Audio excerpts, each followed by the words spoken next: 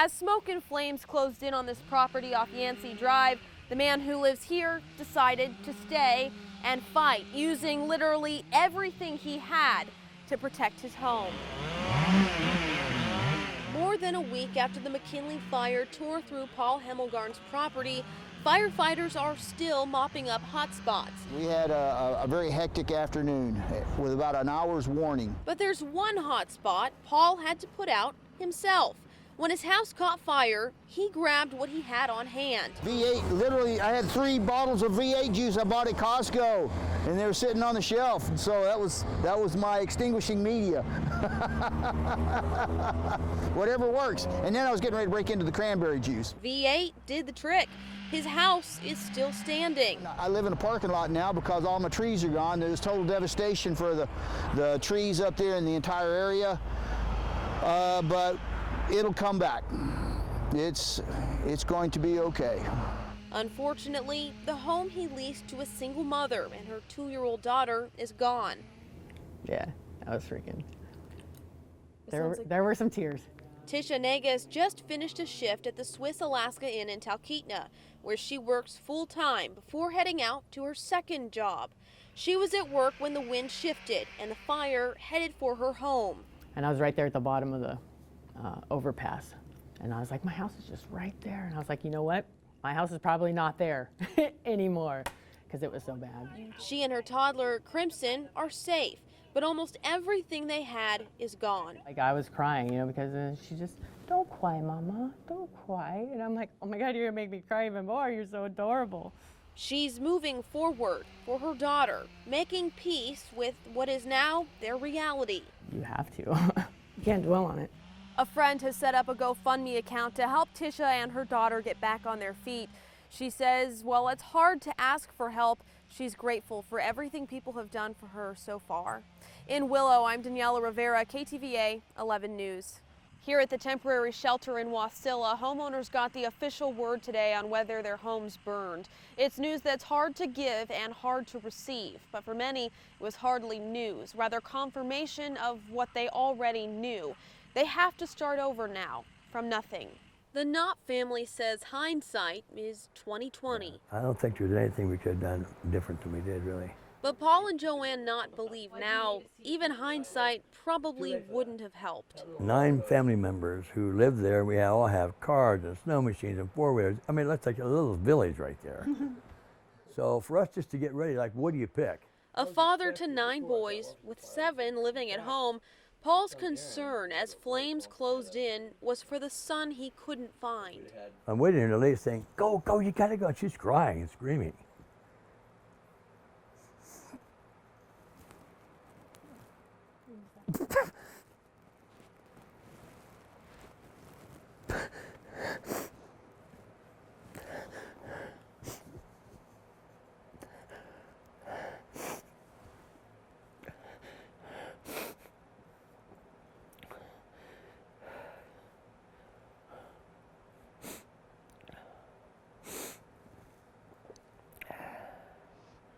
So I said, I can't leave.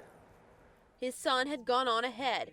They were all safe, but this was the last time they would see their home standing. It must have been like a war zone. And the firefighters could not go down there because it was too dangerous, and I understand that. But they couldn't really save our house, so it was gone anyhow. It was gone from the minute we left, the house was gone.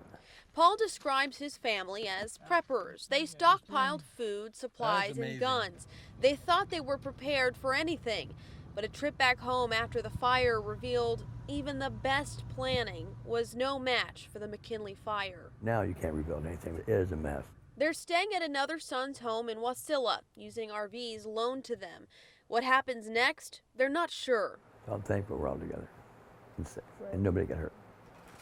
But it was close. If they've learned anything from hindsight, it's that they'll be okay if they stick together. Like many people who choose a self-sufficient lifestyle, it's hard to be on the receiving end of help.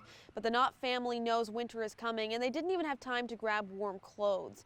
They've set up a GoFundMe account. We've posted a link to it on our website. That's ktva.com. In Wasilla, I'm Daniela Rivera, KTVA 11 News.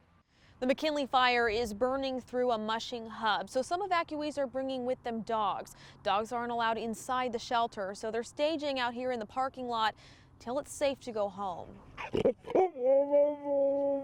Avalanche and the rest of Renee Shinton's dogs were ready to go Sunday. They were very excited. They thought they were going to get to go out for a run because I threw them in the dog box, only we weren't going for a run. Instead, they were running for their lives. Inferno, it was dark. You could feel the heat coming off of it.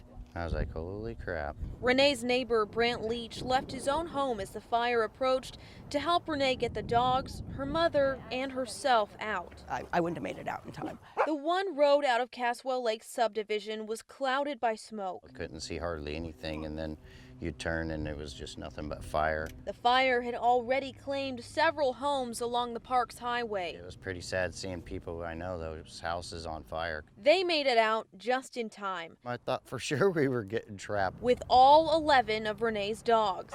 Again, they're my babies, so they come first.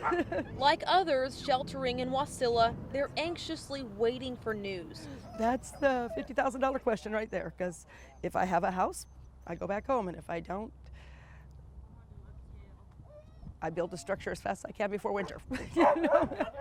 For now, Renee and her dog team settle in, knowing, as always, they'll face the unknown together. Mushers have evacuation plans in place. Renee said this is the first time she's ever had to use hers, and it didn't go quite according to plan. She had 2 flat tires on the trailer she would have used, so she had to do something else quickly. That's where the help of her neighbor made all the difference. In Wasilla, I'm Daniela Rivera, KTVA 11 News. It seems giving comes easy to people who live here. Asking for help, well, that's a different story. So now the community is stepping up. They're helping one family that's given to everyone else for years.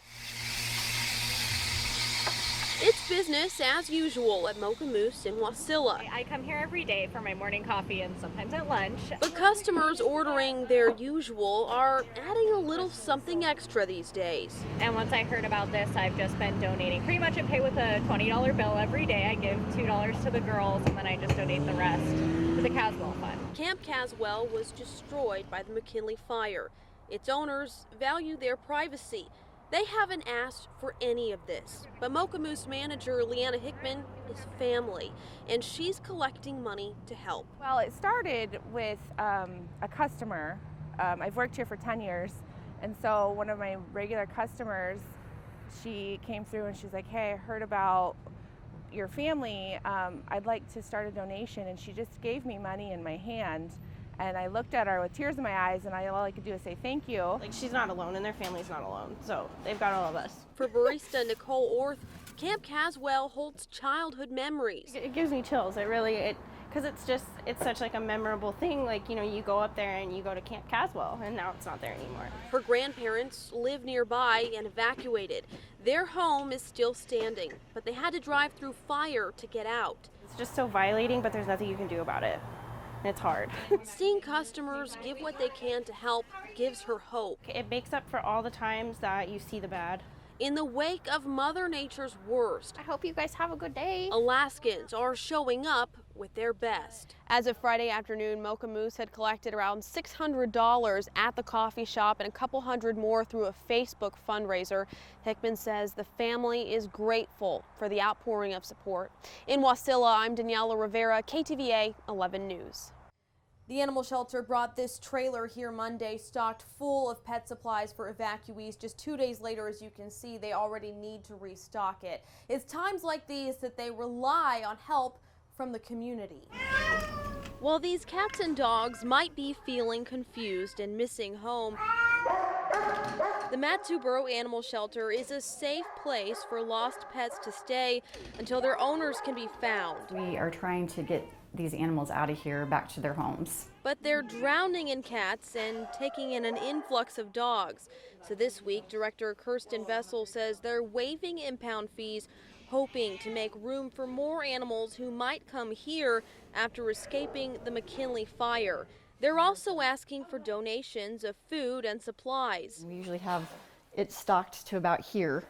At this point, you can see we've got 2 bags and a few little bags over there, so it's the lowest I've ever seen it. So the need is out there right now. Most of what they do have is on its way to shelters, We've got dog food, we've got tie downs for huskies. where people who evacuated with their pets need help caring for them. We're just responding wherever we can as fast as we can, and so we don't know what we're going to get. That was especially true for 2 animal control officers who went into the fire zone looking to rescue farm animals. Ebony, the pony, was waiting and ready to follow them to safety. And then the wind kicked up. And once the wind kicked up, the smoke kicked up, and we knew we better get out of there. Yeah, there were trees falling down in the yard, you know, and we were kind of trying to figure out what we were going to do to get the horse out. There wasn't a trailer we could use at the property. So basically it came down to, well, we've got to get her out right now. We don't have a trailer, so we're just going to have to walk out. She's incredibly sweet. It's what Leah Kaler says she signed up for when she started this job a month ago. I mean, they don't tell you specifically, yeah, you're going to walk back into a fire and rescue a horse, but definitely not, there was never a moment where I wouldn't have done exactly what we did. The job now, preparing the best they can for the unknown. If it stays this hot and the wind keeps blowing, I mean, it could be, who knows? It worries me because it's an enormous responsibility that's on our shoulders to somehow help. In this case, helping the animals is their way of helping Alaskans. You can find a full list of the items the animal shelter needs, as well as the number to call if you know of an animal that needs to be rescued, on our website. That's ktva.com. In Wasilla, I'm Daniela Rivera, KTVA 11 News.